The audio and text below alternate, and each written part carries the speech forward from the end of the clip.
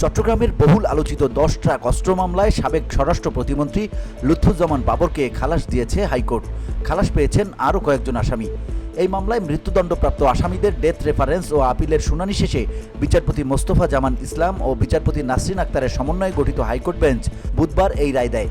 এ রায়ে কার কি দণ্ড হলো সে বিষয়ে আইনজীবী মোহাম্মদ শিশির মনির বলেন, মৃত্যুদণ্ড থেকে সাবেক স্বরাষ্ট্র প্রতিমন্ত্রী লুৎফুজ্জামান বাবরকে খালাস দিয়েছে হাইকোর্ট।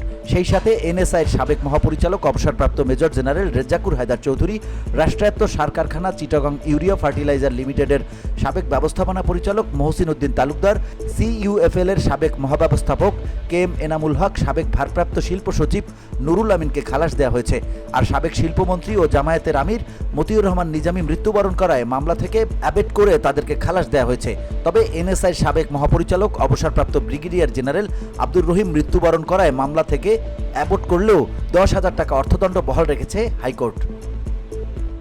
এ রায়ে ভারতের বিচ্ছিন্নতাবাদী সংগঠন উলফার সামরিক কমান্ডার পরেশ বড়ুয়াকে মৃত্যুদণ্ড থেকে যাবজ্জীবন কারাদণ্ড দিয়েছে একই আদালত।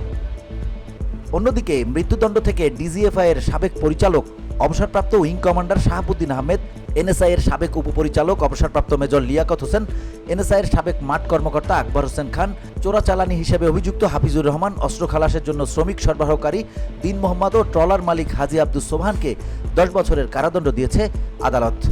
আদালতের রাষ্ট্রপক্ষে শুনানি করেন deputy attorney general Sultana Akter Ruby, সঙ্গে ছিলেন সহকারী অ্যাটর্নি জেনারেল মোহাম্মদ আসিফ ইমরান জিসান। দণ্ডিত 5 জন আসামির পক্ষে ছিলেন সিনিয়র আইনজীবী এস.এম. শাহজাহান, আর লুৎফুজ্জামান বাবরের পক্ষে ছিলেন আইনজীবী শিশির মোহাম্মদ মনির।